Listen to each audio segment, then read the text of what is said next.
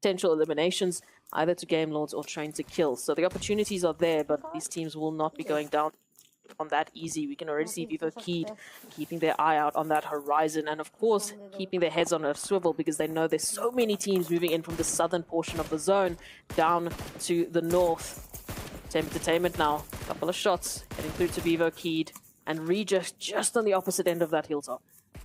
Circle shifts north once again, so everybody has to come off this hilltop now. A little bit of the southern side is in play, but that's pretty much just the roadside and just flat open terrain. I'm going to imagine all three teams on the south are going to suffer some sort of casualties. Meanwhile, the teams on the north sitting very comfortable. Train to Kill and Game Lord do get that circle towards them. Game Lord might lose that ridge in play, though, with his circle slightly shifting down south of them. Train to Kill just getting a slight more of a zone blessing in this situation.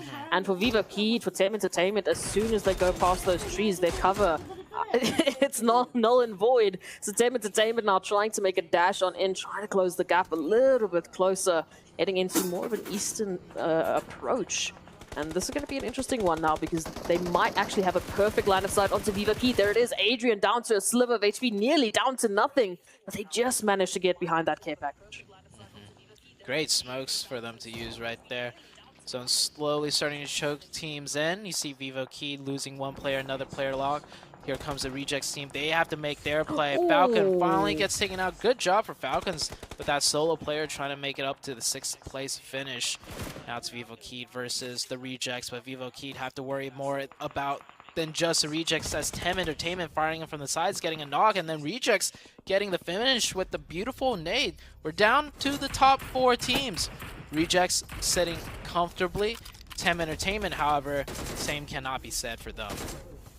I love the push from Rejects. That was quite a gamble, but now they find themselves on a similar approach to Train to Kill, just absolutely hitting so many shots towards Tem Entertainment. And Tem Entertainment feeling the brunt from pretty much all 3 sides. Maybe Rejects can apply that pressure to Train to Kill, and that will give them the space and the timing needed to recover their losses. But for the time being, there it is. Tem Entertainment, Train to Kill, now picking up each other's pacing.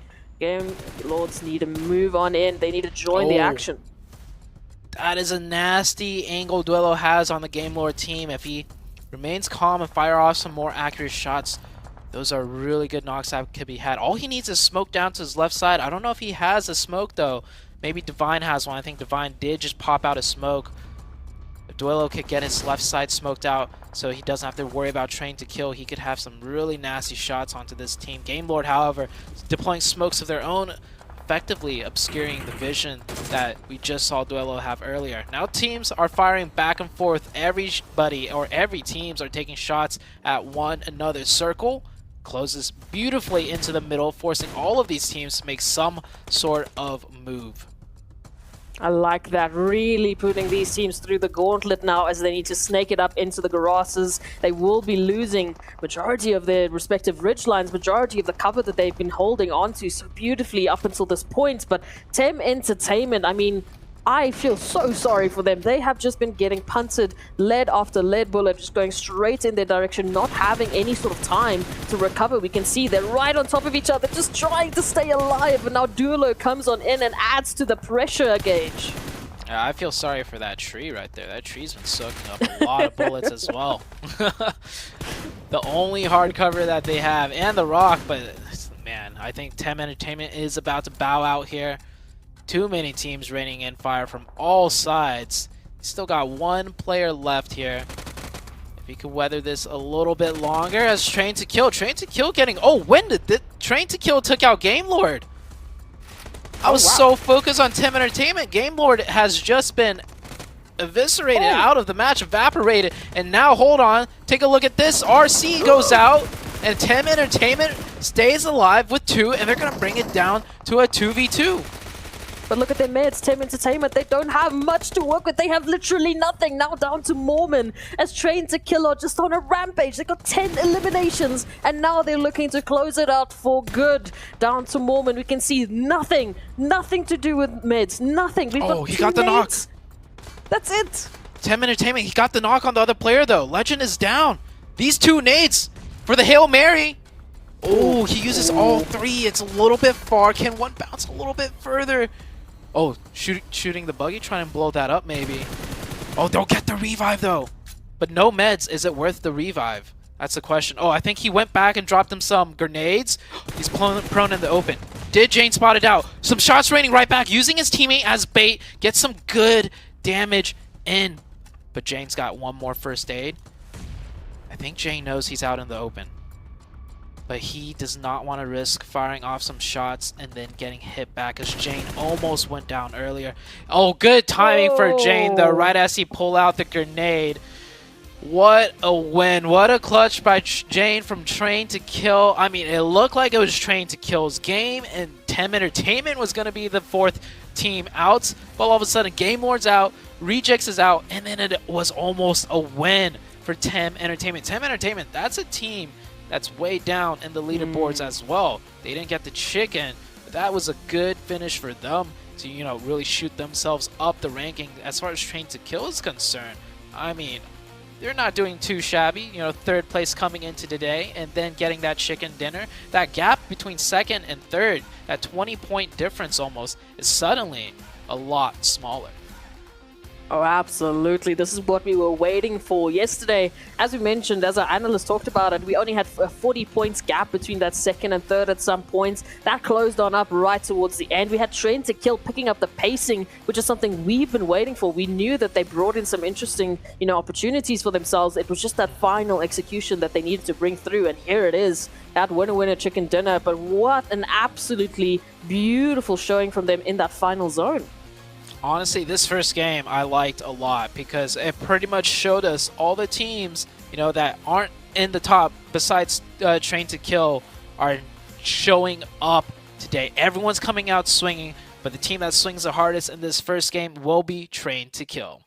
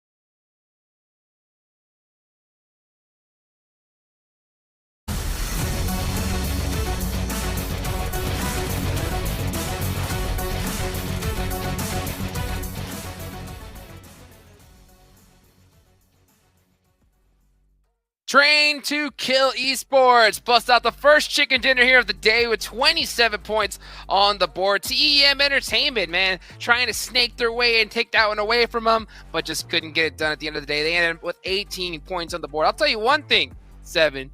Train to Kill Jane popped off in this match. I agree with you, baby. I'm so glad you brought him up, Hot Jukes. Jane put up 8 eliminations, and what's more impressive out of those eliminations is he was able to do that with just, I think it was 409 damage. Talk about being able to steal some eliminations. I am happy to see Rejects there towards the top 2, 15 points for them. That's going to be good. And then Vivo Key, we saw Vivo Key taking on the fight with Geek Fam. By the way, Geek Fam. This is what I was talking about, Glitter, earlier. Only 1 placement point, but 7 eliminations. Wow. The aggression. It's the aggression all over again, and they were doing well in the eliminations. They just got caught out a little bit earlier than they would have liked, but you guys were just highlighting Jane. Phenomenal performance. 8 elims on 400 damage. That is efficiency, okay? 8 elims and 34% of the team contribution. Plus, we also get Legend up here for T2K. Geek still making an appearance because of all of those elims. And then, like you were also saying, Seven, we had some Vivo Keyed popping off. Adrian with 6 of those elims. But listen, I put him in my teams to watch for a reason. T2K. All those second places, they paid off. We start off the day with a chicken dinner. You called it. Glitter Damas is back. Could be. Could be, in fact, back in the fingers are on the head. She is charging up and ready to go here, and you can see right now this is the actual fan vote leaderboard. So all you guys that went in game, got your PMGC tokens, and voted, so far, S2G is still up on top. You see Bigatron in second place, and Power all the way at 5th. I wonder if we're going to see this change soon, Seven, with how some of the teams are performing in this group. Do you think that's something likely? Who would you vote for? I would vote for Geek Fam, and I'm surprised we're not already seeing Geek Fam out there with the way they're currently performing and the aggressiveness that they're being able to showcase. They're just a fun team to watch, like the way they're currently playing. Glitter, who would you? I would agree with that. Honestly, I'm a big fan of the aggression. You know that we love when teams are elim heavy, okay? It just makes the games that much more excited, and when they're not afraid to have those aggressive early and mid-game stages, it makes the game more entertaining. Now we're looking at the overall ranking, though. Geek Fam holding on to first place, hitting the triple digits off of those elims, but the jump up from T2K into second place, and they actually had a pretty sizable gap that they had to make up, Seven. And the down roll spiral continues for GK Esports. They got 0 points, and now they're going to lose on that second place to T2K. I am going to be looking at some of the other teams, though. You can look at Vivo Key right now being able to push up there. We saw a tie between some of those teams in 4th and 5th. And Reject, this is why I was happy to see some of those higher points out of them on that first match, moving up to 9th place. And it's crazy how most of these teams are going to be packed. Like, if this continues on, I'm going to be so excited because we might get a flashback to last week when it came down to the last game on the last day. And I called them out earlier. I'm going to have to do it again. D-Savior. I mean, I don't know what's going on with this team. They decided to take onto a fight outside of the circle instead of focusing actually going into the circle. And that's what ended up hurting them. They saw one player knocked and they fully sent it to. Not sure if it was just a spur of the moment. But Miramar is coming up, Hajux. Yeah, Myanmar's coming up here next. You know what I really have to see was TEM Entertainment. They got a nice little bump from where they were sitting on the leaderboards after a rough day number 1. So to see them start off strong, put some good points, yeah, second place. I'm looking forward to see how they perform here for the rest of the day. Here are the top Miramar performers. I mean, Geek Fam, I think, is going to be on the leaderboards of pretty much almost any one of these stats just to do how they're performing. But hey, we also see a team that you were calling out earlier, 7 up on here. Which one? Which one out of all of them? Are you talking about Rejects? Are you talking about Geek Fam? I think it's going to be Rejects right there. Yeah. I'm hoping they can continue on with what they were able to do on that first match in Erangel, but I'm actually going to be looking at Besiktas. This is a team that's currently in 12th place. And if Miramar is your strongest map, and if you may be able to start off the day here on a good Miramar note, why not? Besiktas is probably going to be my pick to watch as well. I'm glad you said that, though, because they were in the top 11, fell out of it after this first match, and now they're heading into a map that they supposedly can do well on. So this is a perfect opportunity to bounce back. Yes, indeed. Why don't we go ahead and take a look at y'all's team to watch here for match number 2. And I see that you got Vivo Keyed in there, Glitter. I mean, they got some points in match number 1. Do you, what are you really expecting to see from them here in match 2? It was the aggression. The reason I picked them, it was the aggression. They had so many eliminations, and that was just, especially from the way they started yesterday, a night and day difference from the performance that we saw. So they went back and they did some sort of review. They fixed some mistakes, and it's working so far. I want to see if they can carry that on into Miramar. And then Game Lord 7, we both picked them. You want to go first? You want me to go first? Yeah, you know what? Keep going. Keep going, Glitter. You can't. It's too. Listen, I know it's my first day of this weekend here, but it's too passive. I'm not on board. We even heard the caster say Zuti didn't even notice they died when they did die because you can't just hang out and watch all of the action go on around you. I want to see them bring something to the table now. They're definitely capable of doing it. We saw them had some good performances towards the end of the day. Give me more elims. 5 people at T2K. Consistency.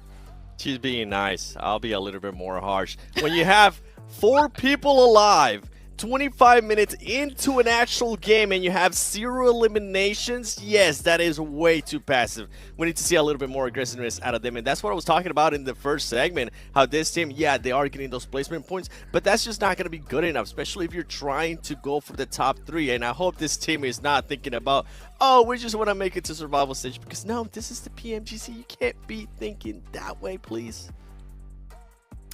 to be even a little bit more harsh there to translate what Seven said earlier. I think at one point you even said, "Is this team allergic to elimination points?" You know, it's tough to see them that late game busting out 0. But you know what? I hope we're saying this to hopefully motivate that squad to really turn up that aggression. Because if you want to make it the top 3, hey, you have a chance right now to get it done. You have to turn up the heat right now. And speaking of turn up the heat, we got Miramar up next, and it's almost ready to go. Let's take it on over to our casters. Thank you, Hot Jukes. Game number 1 is down for the books, and the biggest takeaway is a lot of the teams that struggled yesterday, well, I mean, they are here to play, and they are swinging hard. It's no longer, you know, a 2-team show that out of GK and Geek Fam. There's some other teams now putting their name into the mix for us to really keep an eye out on. And man, it's just getting better and better as Proxy. I'm loving it. We were talking about it off camera. The fact is, we're seeing a whole different side of these teams. We're seeing the teams that we've been waiting for step it up. Yes, it's not everyone. D. Xavier, we are waiting for you as well. There's a few more teams that have to join the party. There's a few more teams that have to join the fray and bring forth that performance that we know that they are capable of. If they were not capable of it, they would not be here on our second map of the day in Miramar for the Pmgc. Come on, we're waiting for it. Yeah. Oh, Miramar, here we go. Plane is out on your guys' screen, and it looks like it's going to be a very western plane path. Yeah, from west down to south. Pretty good one, honestly, for a lot of these teams. Yesterday's Miramar games, I'm trying to recall how they actually went. Yesterday was, we got that one circle all the way down southeast in Porto. Yes. Oh, yeah. I feel like yesterday's Miramar was very unique. Not a real taste of your typical Miramar games, which, you know, it isn't a bad thing. But I'm more of a vanilla guy myself, right? Like, that southeastern ending, I don't think any teams really had a good idea of how it was going to play out. Hopefully we get a match that's, you know, for the lack of a better word, more cookie cutter, you know, because then it's like, yeah, sure, it's like we've seen it before, but it's like we know, you know, more importantly, these teams know what they have to do instead of, you know, just kind of scuffling about and trying to fight their way in and then not really, you know, committing because there's like so many ridges, and it's like, you know, maybe we'll just not push, maybe we'll just stay here, maybe if the nade connect. Yeah, there was a lot of hesitancy yesterday due to, you know, simply the terrain, so to say. So now let's see where this first circle is gonna go, and well, okay, goodbye. Whatever you were looking for, goodbye. So we are getting down to the southwest. Okay, this is also a very unorthodox part of Miramar, but not as many ridges for use as cover. There's, yeah, for sure there's a lot of high ground, but it's more like do or die high ground, right? It's not a high ground with a lot of different, you know, ridge levels where it's like, okay, maybe we can play in this pocket and this team will play in that pocket and so on. This is more of a, if you control the top, you control the top. If you try to get the top and you don't get at the top, you are out. Pretty sad, like pretty simple.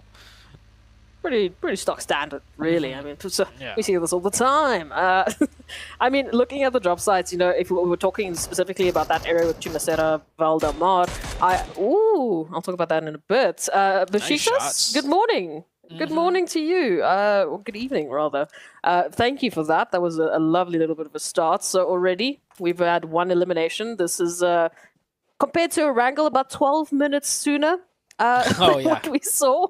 Yeah. So teams definitely stepping it up, and again, it's that whole thing of where yesterday we were just talking about Miramar being the get in your vehicle game, you know, vehicle simulator. There wasn't a real opportunity for teams to jump into any sort of potential early positions to get themselves set up to play with that containment early on, because it was just it was such a hard shift. But now, still a hard shift. I'm not going to lie. I mean, all the teams that run that northern side, like, you know, Game Lords, like Falcons there towards Hacienda del Patron, I mean, congratulations. You need to join the territory of Nongshim Red Force, who love that Chumacera. We need to join Four Angry Men over towards Val del Mar. It's going to be a fun time for rotations in these teams. Speaking about rotations, Geek Fam here, the furthest team away from the circle. I mean, it's what they want, right? It's maybe not this one. Maybe even, I don't know, Miramar. when the circle's that far away, and if it goes any more south, all they got is uphill battles. This one's maybe not the circle Geek Fam is looking forward to as far as fighting into zone goes. Yeah, no, it's not the expectation here, but what is nice to see is that we are still sticking to some of those expected drop sites. I mean, Train to Kill over towards Graveyard, at least there's some sort of normality there. Of course, GK Esports making an early rotation into Chumacero, which I like. Again, this terrain for me is, it's a little crazy, but I agree with what you said. The first team to get it to the top and contain that and hold that, they've got that advantage. It's not a case of they suddenly are surrounded by like 50 other teams in pockets. So now we want to wait and see who's going to be that first team to take the gamble to set themselves up. Yeah, they could create a buffer zone, essentially. We saw one of the GK members, they don't even have a vest, like not even a level 1 vest. So a very fast early rotation, you know, not even taking the time to look around for a vest to secure a position in a really crucial point on the map. Now, it is the first zone, right? It's a good spot, but anywhere on the Miramar match, or Miramar map, that's a good spot in the first circle, may not be a good spot by the time the second circle rolls around. So we'll just have to see how the circle shifts, how the cookie crumbles. IHC taking their time looting, of course, they don't mind. They could have had a really good straight shot into zone and just in a high ground position as well. No teams in front of them, essentially, besides 4AM, but 4AM is way down in the south. But IHC, they don't want to rush their rotation. They want to grab all the ammo they can and all the meds they can, because their plan is to use all that ammo and all those meds fighting their way in. Yeah, taking a page out of Geek Fam's strategy book, but they've been able to do that before, and we know on Miramar, IC, if needs be, will take a swim. They'll make sure they get those placements. But what I want to see is, IHC right now, they're very comfortable there over towards Monte Nuevo, so they'll be taking a more southern approach. They're just on the cusp of getting themselves into the zone, and Furious Gaming, moving on in from that El Pozo region, might be able to miss them completely. So if that is the case, IHC completely left to their own devices, and we've seen what happens when you give any team that much space, that much time to formulate their plan and to basically choose their own engagement, choose when they get engaged. That becomes a very dangerous game to play. Speaking about being left to their own devices, I just realized they're no longer hot dropped in Monte Nuevo. Genesis Dogma, it was Genesis, right? Yeah. So they gave it up completely, and they definitely gave it up because the plane flew right over Monte Nuevo, making it a very easy drop for both teams. But instead, Genesis were forced to scrap loot on the southeast, and that actually costed them a player very early on to the side of Besiktas. So already effects of day number 1 spilling over into day number 2 in terms of drop spots. I love it. Again, I think that's why we're seeing that different, zone, that different presence from these teams. The fact that on Erangel, we only saw some action over towards the 14-minute mark. Yes, here, 2 minutes in, we at least lost a player, but all teams still alive, and now we're finally seeing a little bit of an engagement here on the 7th minute marker. It is FaZe Clan up against Nongshim Red Force. Busy just clearing out the angles, getting a nice flanking position. And Nongshim Red Force right now very split up. I mean, there may be 1 or 2 members pretty close on out, but they're already backing off. They're already saying, listen, this is not worth it for us. We still want to get ourselves set up. Yeah. They're just creating a pretty much a buffer zone for the northern region. Usually, this is a really good spot to do so, but honestly, with the circle being so far south, controlling that entire Chuma high hills, chances are it might not even come into play by the time the second circle rolls around. A lot of teams actually making it pretty deep into the center of the circle. They're just skipping past all the high ground, right, in the middle, because, like I said, it's do or die. Like, if there's a team up there already, it's going to be tough trying to get up there. So a lot of teams aren't even going to peek their heads up there. They're just going to assume it's taken, and they're going to take the roads and play the low grounds further down south, which is technically even more center, so it's a better position in theory. It's crazy to see. We basically got that entire outskirt of the zone completely open. Other than, Furious Gaming, they're over towards the west on that high ground. Everywhere else, it's open for the taking. It's only really crazy stacked teams over towards the center. So, I mean, for the likes of, Falcons, Game Lords, and even Geek Fam making their rotation, as we can see on the map now, they will be very happy with the fact that these teams have chosen that rotation. What are these zones, Zute?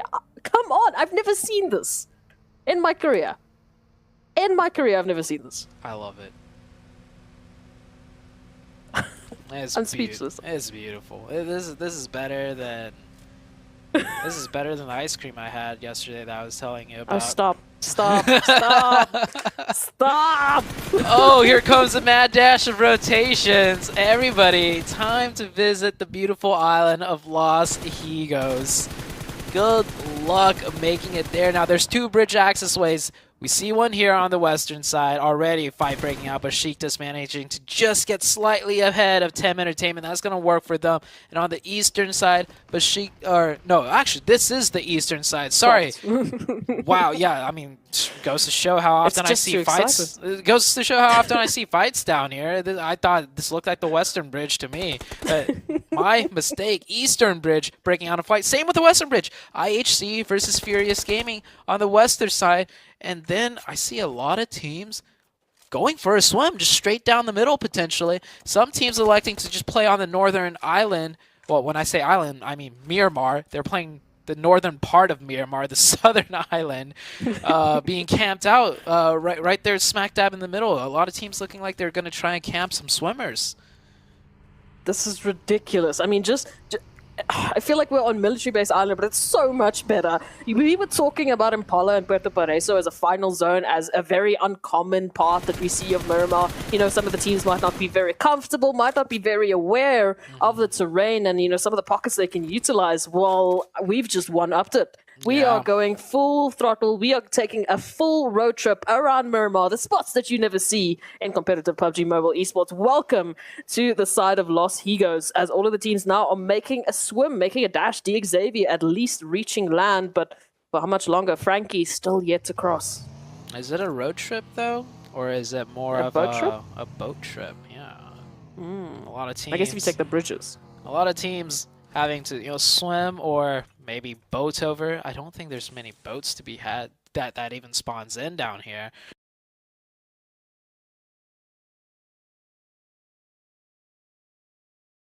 So, taking a look at the map, let's see who's made it across so far. Furious Gaming, they've made it across. They lose only 1 member. IHC is going to get in comfortably after, you know, winning that fight on the western bridge. But Sheiktas camping the eastern bridge, completely denying access way, and then you get this mess, this chaos, just straight down the middle. A lot of teams swimming over, a lot of teams not swimming over, wanting to camp this area instead to pick up eliminations. But if it goes south, which it might go south, they're going to end up getting camped themselves on the other end. And we still got teams rotating in from the blue zone, because poor old Geek Fam, look at that. Geek Fam are like, oh god, we were not ready for this. And that circle goes further down south, right onto Los Higos. What a crazy zone. I thought last week we had really insane cool zones. Man, this one takes the cake. Group yellow, baby. Here we are. Geek Fam, they're going to have a little bit of PTSD for Northern drop sites, I think, for quite some time, as 4 angry men are now making their approach. And unfortunately, running into Xavier, Game Lords have found at least one of Falcons, as Yusef is just getting swarmed and completely alone. No opportunity really for that engagement, never alone. A little bit further off is going to try and close that gap as Demar looks for the res, cooking up a beautiful nade, but is going to be sending it in the direction of not where they need it to be. And that means the Falcons lose 2. Falcons do get 2 down right here. Continuing on with the fight, though, I think they realize, hey, we're probably not going to make it into that circle. May as well take this fight and pick up some points. Geek Fam finally making it out of the blue zone. There we go, finally. They're out of the blue zone, and they are going to keep rotating, of course, because zone is still far away from them. Gotta go down that stretch of road, and Falcon Sniper is popping in some nice shots over to Game Lord, not connecting, however. Falcon's down to 2, and it's like, at this point, it's like, do you just stay and fight for the points, or do you try and make it into the zone still? I think these teams are really struggling with deciding what to do in terms of those 2 options. What's even crazier is, while we've been talking, the zone has centered up on Los Higos. So for the first time ever, I get to say, on a Miramar map, majority of the zone right now is water. You got to take a swim, you got to take a boatation, you got to try and jump across a bridge if you get the opportunity to, but you can just see the absolute chaos that is being ensued because of this ridiculous zone shift. Our Rejects, I mean, they were one of the first teams to make that swim across onto Los Higos, and now they might be reaping the benefits. Geek Fam, unfortunately, when we talk about those third-party opportunities, now literally in the water, getting shot at with what option? Man, so many players just swimming onto shore right now. I love how you could see some of the cars, some of the vehicles still just poking out of the water. There's so many cars just in the water as well, serving as some sort of hard cover, to be honest. in the water side, that could actually help some players out. But yeah, take a look at, I see a buggy, I see a smoking vehicle. I think that's a third vehicle. Mika trying to grab some air, and the second he gets some air, shots raining down on him. This is FaZe Clan here, trying to farm as many elimination points as they can. Same with the Rejects. They swam early, and now they're reaping the rewards, being able to shoot back at everyone else. And yeah, this is indeed a straight up Los Higos finish on Miramar.